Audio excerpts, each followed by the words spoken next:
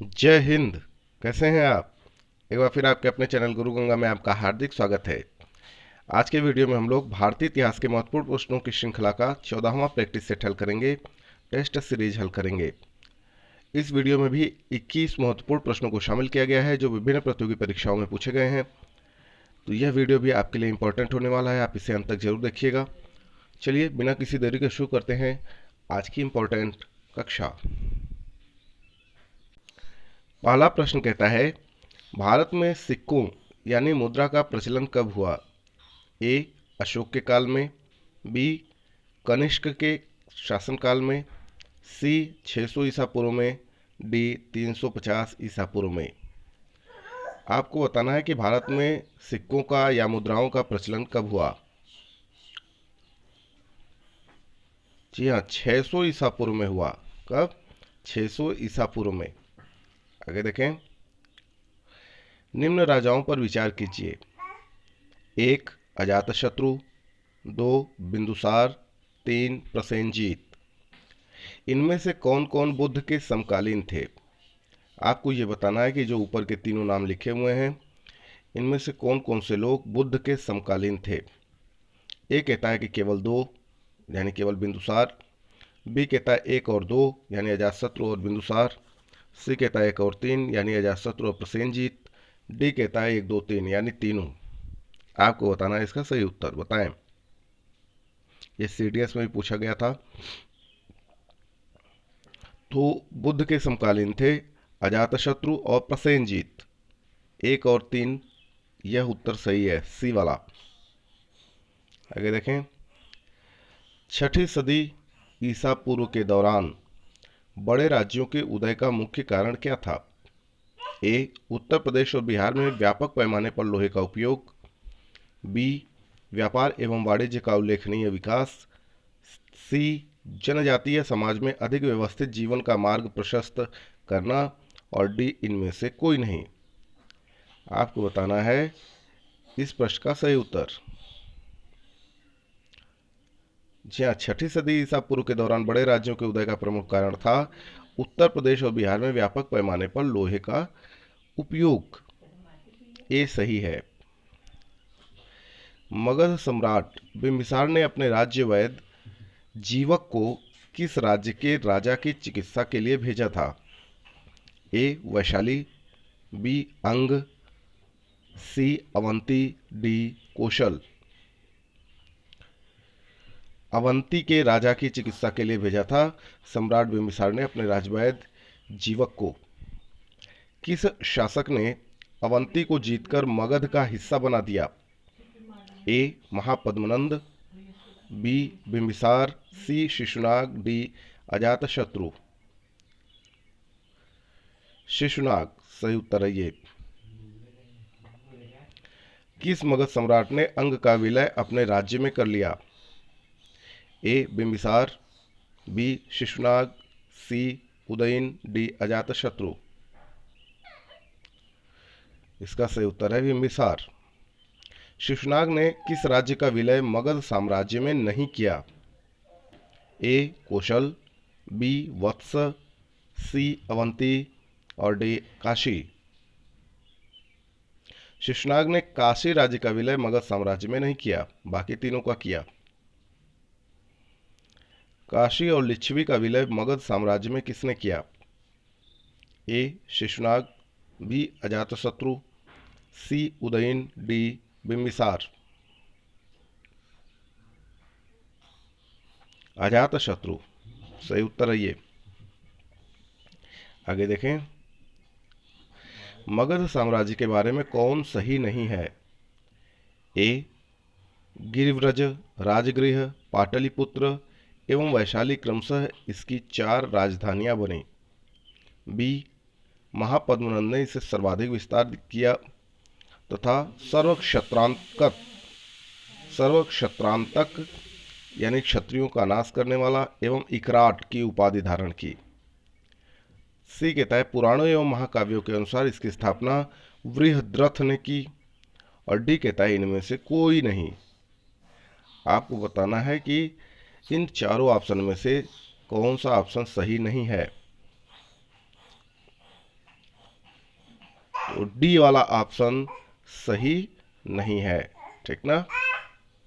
ये D option सही नहीं है। अगला प्रश्न देखें। सिकंदर के आक्रमण के समय उत्तर भारत पर निम्नलिखित राजवंशों में किस एक का शासन था?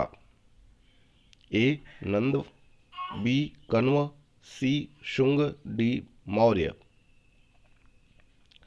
तो जब सिकंदर ने आक्रमण किया उत्तर भारत पर, उस समय नंद वंश का शासन था। निम्नलिखित में कौन एक ईसा पूर्व 6ठी सदी में प्रारंभ में भारत का सर्वाधिक शक्तिशाली नगर राज्य था? ए काशी, बी कंपोज, सी कांधार, डी मगध।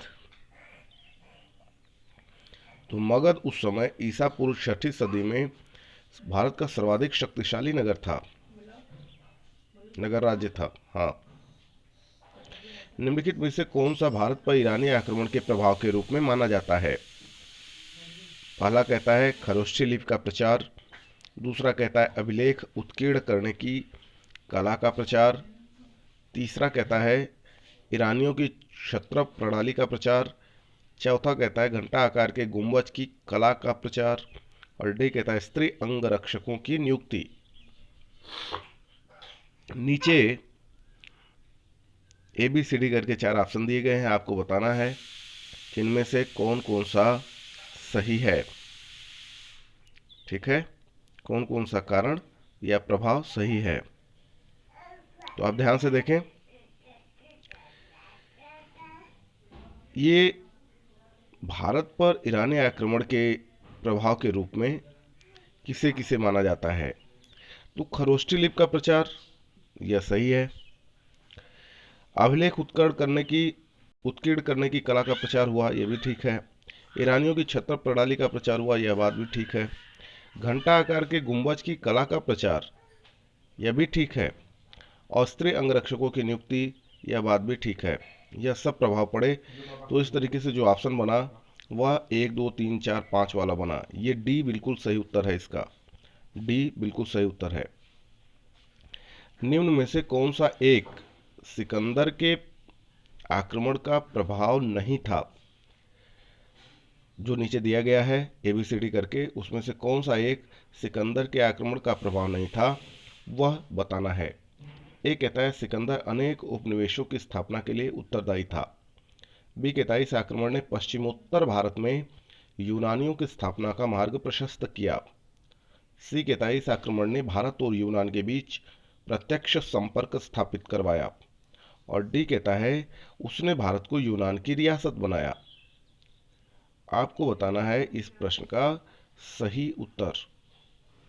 तो देखिए, सिकंदर अनेक उपनिवेशों की स्थापना के लिए उत्तरदायी था, यह बात सही है, यह उसका प्रभाव था। इस आक्रमण ने पश्चिमोत्तर भारत में यूनानियों की स्थापना का मार्ग प्रशस्त किया, यह बात भी ठीक है। इस आक्रमण ने भारत और यूनान के बीच प्रत्यक्ष संपर्क स्थापित करवाया, यह भी ठीक है।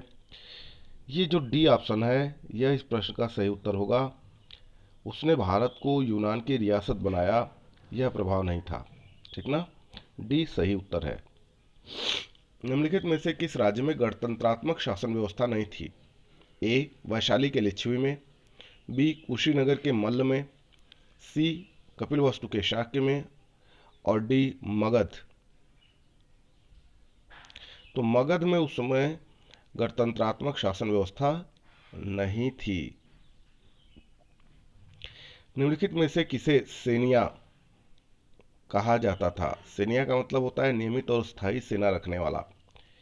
ए बिंबिसार, बी शिशुनाग, सी उदयन, डी अजातशत्रु। हाँ, बिंबिसार को सेनिया कहा जाता है क्योंकि नियमित और स्थायी सेना रखता था ये। निम्नलिखित में से किसे उग्रसेन यानी भयानक सेना का स्वामी कहा जाता था? ए महापद्मनंद, बी बिंबिसार, सी शिशुनाग, डी घनानंद। हाँ, सही उत्तर है इसका महापद्मनंद।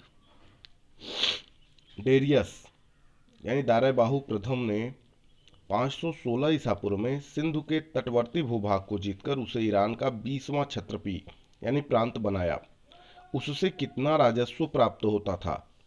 ए 360 टैलेंट, बी 390 टैलेंट, सी 270 टैलेंट, डी 280 टैलेंट। टैलेंट मुद्रा है, ठीक है। आपको बताना है कि जब उसने 516 ईसा पूर्व में सिंधु के तटवर्ती भूभाग को जीतकर ईरान का 20वां प्रांत बनाया, क्षत्रपी बनाया, तो उसे कितना राजस्व प्राप्त होता था? 360 टैलेंट। निम्नलिखित में से कौन सिकंदर के साथ भारत आने वाला इतिहासकार नहीं था? ए एरिस्टोबुलस, बी एनासीक्रिटिस, सी नियाकर्स और डी हेरोडोट्स। इंपॉर्टेंट प्रश्न है ये, बताइए। हेरोडोट्स सिकंदर के साथ भारत आने वाला इतिहासकार नहीं था, बाकी तीनों सिकंदर के साथ भारत आए थे, ये बाकी तीनों इतिहासकार थे, है ना। इतिहासकार तो हेरोडोट्स भी था, लेकिन वो सिकंदर के साथ नहीं आया था। महाजनपद काल में श्रेणियों के संचालक को क्या कहा जाता था? ए श्रेष्ठिन, बी ग्राम भोजक, सी ज्येष्ठक और डी सेठ। तो महाजनपद काल में श्रेणियों के संचालक को कहा जाता था श्रेष्ठिन। ए बिल्कुल सही है। गृहपति का अर्थ क्या है? ए धनी किसान, बी धनी व्यक्ति, सी धनी व्यापारी, डी इनमें से कोई नहीं। गृहपति का अर्थ है धनी किसान। ए ठीक है, ये सही उत्तर है। सूची 1 को सूची 2 के साथ सुमेलित करना है। एक तरफ पद नाम दिया गया है, दूसरी तरफ बताया गया है उस पद नाम का संबंध किससे था, ठीक ना। तो आपको इसे कराना है मैच, और नीचे ABCD करके आपके पास 4 ऑप्शन दिए गए हैं, तो आप इसे ध्यान से मैच कराएंगे। चलिए शुरू करते हैं। अष्टकुलक। अष्टकुलक क्या थी? तो अष्टकुलक परामर्शदायी संस्था थी। क्या थी? परामर्शदायी संस्था थी। महामात्र, यह उच्च कोटि के अधिकारी हुआ करते थे जिनको महामात्र कहा जाता था। बलि साधक, यानी किसानों से कर वसूलने वाले अधिकारी को कहा जाता था बलि साधक। और शौल्किक, यानी शुल्काध्यक्ष, यह उसे कहा जाता था जो शिल्पियों व व्यापारियों से शुल्क या चुंगी वसूल करता था, वह अधिकारी। तो डी का चौथा सही है, यानी जो ऑप्शन तैयार हुए 1 2 3 4 तैयार हो रहे हैं ना, सीधे सीधे। तो 1 2 3 4 आप देख लें कहाँ है। हाँ, ये रहा 1 2 3 4। 1 2 3 4 का मतलब हो गया पहला, ए बिल्कुल सही उत्तर है।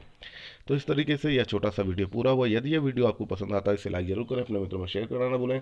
चैनल पर नए चैनल को सब्सक्राइब करके बेल आइकन को प्रेस कर लीजिए, ताकि प्रत्येक इंपॉर्टेंट वीडियो की नोटिफिकेशन आपको भी समय से मिलती रहे।